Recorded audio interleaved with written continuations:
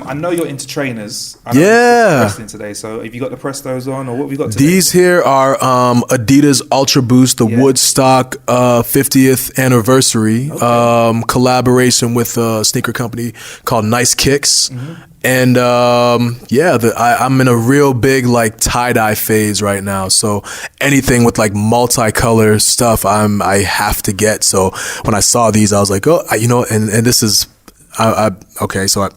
I bought 3 pairs of these, and because I bought the first one and I'm like, so I'm really into like Prestos for my everyday sneaker, because it just like the way that it fits on my foot and the way that I have tendonitis in my ankle. It doesn't cause me any pain. So when I wear a different sneaker, it's like women wearing high heels, like you suffer, and I know I'm gonna hurt, but I'll wear it anyway. So this one kind of gave me the same feeling as that Presto, where it's like I can wear these every day. Yeah. So I'm like, oh my God, they start getting dirty. I'm like, oh no. Like, what am I going to do? When these get too dirty to wear, should I just wash them? No, let me go buy another pair. So I bought 2 pairs like that same week. And then they just re-released them. I think it was actually like a UK site. I forget what it was called. But someone sent me a link. It's like, oh, do you have these? I was like, yes, I have 2. But I need another one, So I just ordered. By the time I get to the house, I will have 2 more pairs of these on the shelf. And that's my sneaker addiction. So when you do get like your exclusive sneakers, do you always look for that second pair that you can put away somewhere, or are you somebody that will wear them? Because I've got some friends that buy trainers, never touch the sneakers after them. It depends. Yeah, it depends on the sneaker. It depends on the sneaker. Like if it's something like this where I know that I'm wearing it every single day, I will definitely stock up. And I've made the mistake of stocking up to where I do have some that like I just get bored and I'm like, I'm not going to wear them anymore. But I have like 3 more pairs that are just sitting there. And then I have a hard time like giving them away too. My brother luckily is the same shoe size as me, so I can like give them to him. It's like you want to entrust them to him.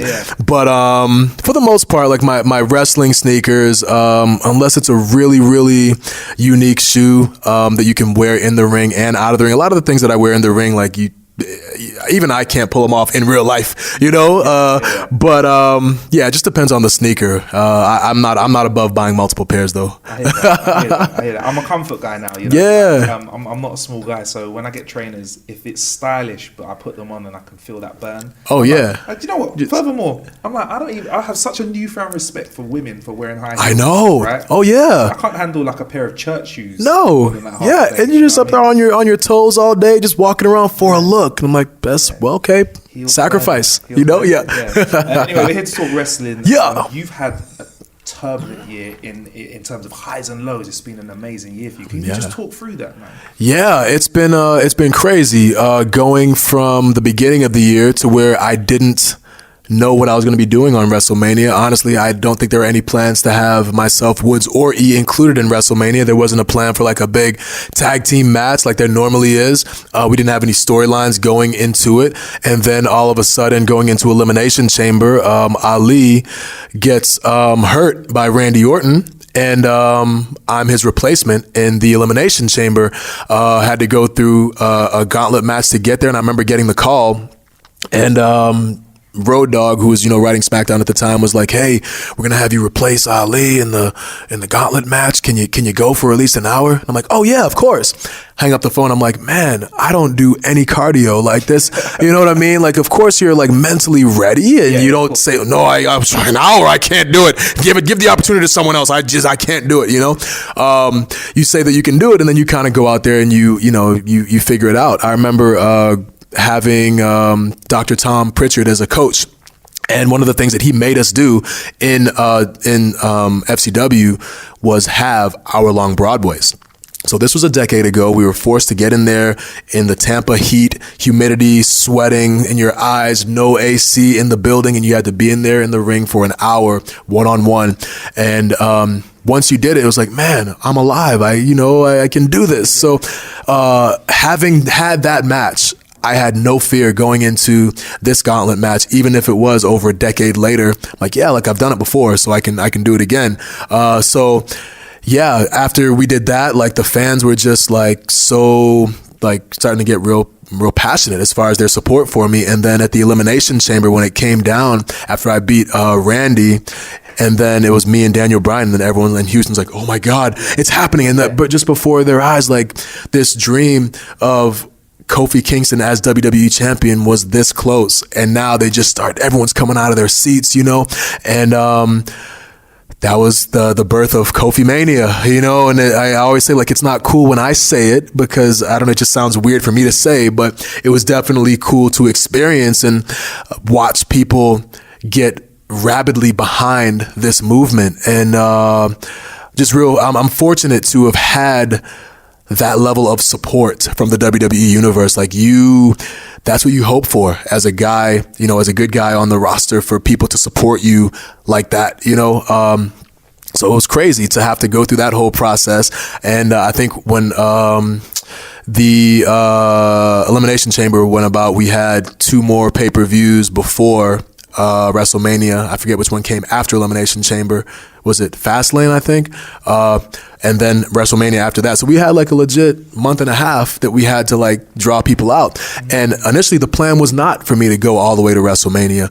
But the more that the fans kept getting behind it, you know, this was the direction that we needed to go. And I'm so glad that we actually decided to go do what should have been done, because there's so many times where the fans will be in such support and then for whatever reason we want to go in a different direction and we don't get to pay it off. So it was something where people were literally investing all of their emotion behind this moment. And like I said, I'm just so fortunate to have experienced that as a WWE superstar. This is what you dream about. You want to have a moment that affects people emotionally, like down to the core. Yeah. And after I won at WrestleMania, just everybody in the arena, 85,000 people on their feet cheering, crying in joy. And on social media, same thing, you know, kids crying, grown men crying, you know, in bars. And just, it was a really cool moment to be a part of. And then obviously when you become WWE champion, now I'm just like, oh my God, they're going to take it away from me the next night. You know, like they did Zack Ryder, right? When he won the Intercontinental Championship and then he loses the next night. I'm like, oh, they gave him their moment. They're going to take it away. Because initially I wasn't scheduled to be on Raw.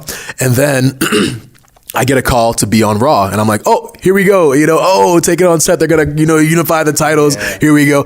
But they didn't go that route. I was like, oh, okay. 1 week goes by. I'm like, I'm still champ. Okay. A month goes by. I'm like, all right, you're still champ. You know, 6 months later, I had one of the longest reigns in recent history. So, and I got to wrestle a lot of great competitors along the way. So that's what you strive for as a WWE superstar. You want to have the best matches. When you're the champion, you want to go up against the best. So for me to go up against guys like Samoa Joe and Kevin Owens and Dolph Ziggler and Randy Orton, Daniel Bryan in that 6 month period, Sami Zayn, you know what I'm saying? That is what I wanted to do, is to make sure that the reign itself was a good reign. So then you hit Brock Lesnar, you know. So, and it all comes to a screeching halt, and that's it, you know. But at the same time, 6 months is a long time, almost to the day, you know, almost exactly a 6 month reign. And I this is my coping mechanism. You know, I say Ric Flair couldn't have been a 16-time champion without losing 15 times, you know. So hopefully this is the first of many championships. But again, it took me 11 years to get here, but you just have no idea what the next step is going to be. So it is what it is, you know what I mean? It is what it is. And you do what you can with what you're given and try to make the best of it. And that's just the way the story goes. I mean, you mentioned this, the shift that you must have felt from the audience and also the support within the locker room and also upstairs as well in the WWE.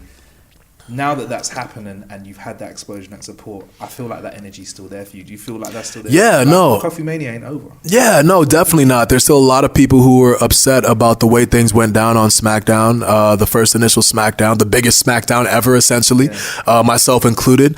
And, you know, we just kind of see what happens, right? I don't have any control over where we go storyline wise, but all I can do is take advantage of the opportunities that I am given when they are given to me and make the best out of them. So that's what we do, man. We just kind of keep fighting, and now we're back in the fight, right? So we go back to it. So it's all good. 100%. And another thing that you're known for, I mean, even for people who aren't super avid watchers of WWE, is your the way that you handle Royal Rumbles. I think it's like it's a yearly event. Kind of looking forward to the way that you kind of managed to keep 2 feet off the floor. Yeah, man. I just want to ask you real quick, like, what was one of your favorite ways of avoiding elimination? Oh, I don't even try to rank them, man. It's hard enough to try to come up with them. You know what I'm saying? I just put them out there, and if people like them, they like them. If not, that's cool too. But I saw it as an opportunity when John Morrison left the company. There was one year where he got like hit off of the apron and he jumped all the way to the barricade and like parkoured his way back to the ring. Yeah. And then the next year he wasn't there. And I was like, oh, I'll do something like that, you know? Yeah. So then fast forward a decade later, every year you have a Kofi Kingston Royal Rumble moment. This past year though, we got some of these young guys and young women out here making it real difficult. You know what I'm saying? Casey, is making it real hard out there, just handstanding, and she's like the incredible little gymnast who can do all these things. So, I think for me, the next greatest trick would be to win. You know, all the other stuff aside, like that's the goal is to win, right? You want to become WWE champion. You want to have another match at WrestleMania. So that's my goal now. And then let all these young booties, these young kids go out there and do these stunts. But, you know, I'll probably do something. We'll see. You know which one the kids at home were doing the most? Don't wrestle at home, kids. It's definitely got to be the office chair one. I mean, that got me looking to offices like that. That had my heart. Yeah. Thinking this could go sideways because office chairs aren't designed for no, this they're not. And funny hop to office chair, man. Yeah, and then so it was funny because Hornswoggle, when he was with the company, and even still, he's like the guy who I bounced these ideas off of. Yeah. And he's like, oh, what are you gonna do this year, Kof? I'm like, bro, I don't know, man. Like if I come up with something, I will. If not, then I'll just get thrown out of the ring. It's not a big deal. Oh, what are you gonna do this year? Are you gonna get a pogo stick? And he's like laughing. I was like, huh? Wait a minute. Pogo stick, huh? Do they have anything around the ring? Can I use a kendo stick? No. Oh, the chair. I'm going to try it tomorrow. And this is literally a day before. I didn't have anything before, you know? So then I go and then I'm looking at the stuff and I'm like, oh, this is entirely feasible, you know? And I'm like hopping on it and everything. Actually, no, I started hopping on it in the hotel room and he's like, oh my God, that's what you got to do. I'm like, cool. So we'll figure it out. Like I get a lot of credit for these things, but you know, if Tenzai doesn't put me on the apron, then I don't get to do it. If Rusev doesn't catch me and put me on the barricade, then like I don't get to even do that. If the Rosebuds don't catch me and they carried me around, I didn't do anything. I got carried around and I got credit for this like cool elimination. Woods and E launching me up into the ring. Like they launched me. I was just there standing on one foot, you know? But, yeah, it was like the pogo stick one was dangerous because then you saw like the chair kind of start like tipping forward. I was like, oh my God! Like and then calculations thinking, what kind of quality office chair is this? Where do they put? Yeah. I'm not sure if it's made for I know. And then I used to work at for Staples, which was another, and that the chair section was one of my sections in the magazine to be responsible for. So it all came full circle, you know. But yeah, that one was pretty dangerous. And then the chair started like rotating too, and I'm like, oh my God! Now I have to hop like backwards. I'm like, I hope this chair doesn't break. Yeah. And luckily, you know, here we are. It's always a highlight of the year. Yeah, thanks, man. Now, there's some people that are used to hearing you with your Jamaican accent. That's right. Kofi Kingston from Kingston, Jamaica. We are from right near the beach. Boy. But, you know what I'm saying? But you headed over to Ghana, though. Like, how was the trip to Ghana, though, man? It was incredible. Amazing in so many ways. It had been 26 years since I had been there last. To be able to come back as WWE champion. They're all familiar with the product over there. And, you know, they understood the significance and the joy and happiness that I felt from them was unmatched. You know, they welcomed me back with open arms. I got to do so many cool things. I got to meet the president. I got to meet the Ashanti King and give them WWE titles. Like, in what world, you know what I'm saying, are we in that we can give the president of a country a handshake? Oh, by the way, here's a title. And then to see him light up, you know, and I'm like, oh my God, like what is happening right now? Because my mom does a lot of work with the president. She works for UNESCO. So she's the one who kind of orchestrated and organized this whole experience. Initially, we wanted it to be 7 days. We don't have that kind of time, being that we have to go back and forth from shows, but we squeezed 7 days of events into 4 days. And I say this all the time, like I never felt tired. The energy was just so amazing to be able to uplift people and to be able to show children at schools that anything is possible. Look, there's even a Ghanaian name on this most prestigious prize in WWE and all of wrestling. Here, look, it says Kofi right there, and they're looking at it like, oh, their minds are blown. And I'm excited to see like if that moment is the catalyst to spark to spark them to go and on and do great things and believe in themselves. That to me is the most important aspect of, number one, going there, and then also being a WWE superstar, being able to influence people. People listen to me because I'm on TV, and they forget, like, okay, I'm just a guy, just like you. I was in the same position, and the only reason that I'm here is because I had the courage to go out and follow my dream. If I didn't, I don't know what I'd be doing, but I definitely wouldn't be enjoying my life as much as I am now. So spreading that message is so important to me because you only get one life and you need to live it to the fullest by going out and achieving your dreams. It's the difference maker, between, I'm not going to say like your life is terrible if you don't follow your dreams, but I'll tell you what, it's a lot better if you do. It's a lot more fun. 100%, and I think there's definitely going to be somebody that you met out there that's following their dreams now, and they're going to be thanking you in the future. Yeah, it's quite interesting. You said you don't have much time, which you clearly don't because No. you're doing a lot, but you're still very active on digital platforms like YouTube and stuff as well. Obviously, you got the sneaker section, your sneaker show that you've got on YouTube, but you're also an avid gamer as well. We love gaming here. Yeah. So when you do get a little bit of downtime, like that bit of time to kill some time, how do you spend it, man? Yeah, doing just that. I mean, usually the downtime I have at home is always spent with the family and the kids. So I guess that's not really downtime per se. But when they all go to bed, honestly, like just being able to run errands at my house and, organize my sneaker closet or, take out the trash. Like it's very therapeutic because I feel like I have this normal life. Like I'm doing all the things that you're supposed to do when you're home, So yeah, that's really it. Obviously playing video games is a huge part of what we do. As you may or may not know, I am the Madden King. I know you guys don't play American football over here, but in America, on the WWE roster, I am the Madden King. So you are here in the presence of royalty, Playing games is an avenue for us to go out and just like talk trash because that's the way that we grew up. Back in the day, I remember playing like Street Fighter and Mortal Kombat, and you would be able to like interact with the physical people like right next to you, and you can see the look on their faces when you beat them, and now I'm looking at you and we're talking trash. So now we get to do that at work.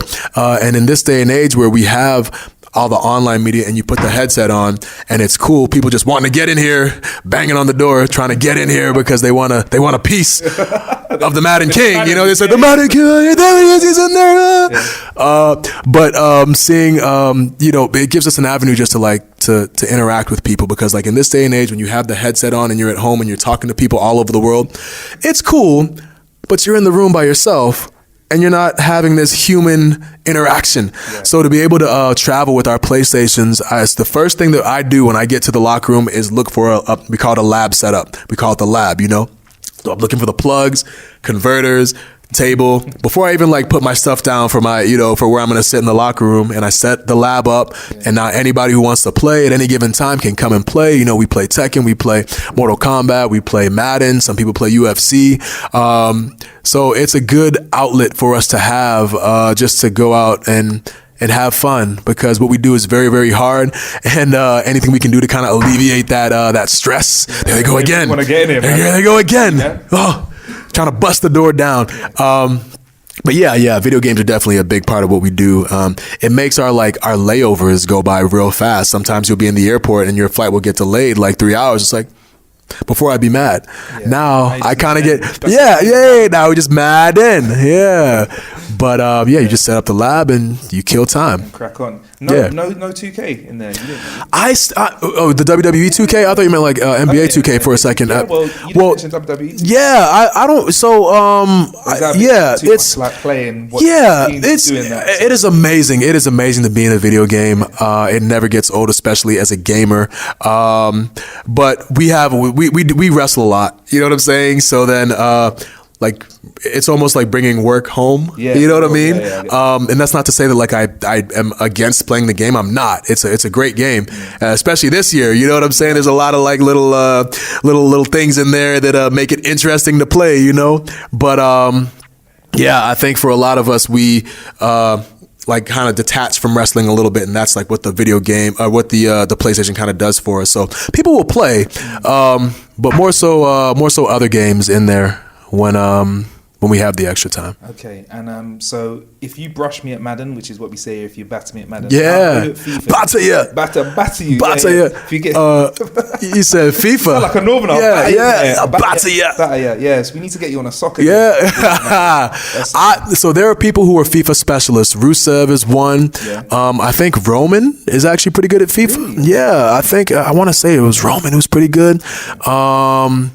Who else? Yeah, there's a lot of FIFA players. Obviously, like the UK guys. A lot of the cruiserweights play FIFA too. Grand Metalik is actually really good at FIFA. Yeah. But me, nah. I suck. You're a Madden guy. I suck at FIFA. I'm bad. I don't even know the rules of the game, really. You know, I'm bad. We got a rule here. If someone's beating you more than 3-0 at half time, you have to come off the console. Bro. The real serious players, you have to write a letter home to your parents or your wife and say, sorry, man, I was that bad that I lost. My God, I would have had a whole book. I would have had a whole encyclopedia of just letters talking about how bad I was at the game. I've never won a game of FIFA. Really? I will most like. Oh, actually, that's not true. The first up, down, down that we ever shot was in some guy's basement, and myself and Woods played FIFA. Luckily, neither of us knows what we're doing, and I did win that one. That was probably the only game of FIFA that I won. And then he had to eat a bunch of hot peppers because we had some, like a punishment on the line. Kind of so yeah. So it wasn't a letter, but he ate those peppers. Other than that, you know what? Have I played FIFA? I should have retired then, but I have played since then. I could have gone out on like a win, but I'll never win again. I most likely will never win. I suck. Well, what can we expect for you forthcoming in WWE? What can we expect to see from Kofi? You expect the unexpected, man. We oftentimes don't know what the future holds. Things are always changing. I don't know. My job is just to kind of keep pushing forward and, making sure that the opportunities that I'm given are capitalized upon and taken to the fullest. So that's really it. If I was to sit here and tell you like, well, WrestleMania is going to come around and we're going to be doing this, like that would be a complete lie because I don't even know what we're doing next week. So, that's kind of the nature of the business, but that's again what makes it exciting to be a WWE superstar is to be in this state of not knowing what's going on and then finding a way to make it compelling. So that's when it gets fun for us. You're definitely doing that, man. Yeah, thanks, man. Thank you very much for having a chat with me. I'm going to finish now before they bust the door down. Yeah. But you see that's the problem is that they're quitters. You see? That's the problem. They think that they want it in Madden and they say that they want it and they're banging on the door they want it and then they just give up just like that. Yeah, they said, come on. You got to figure out a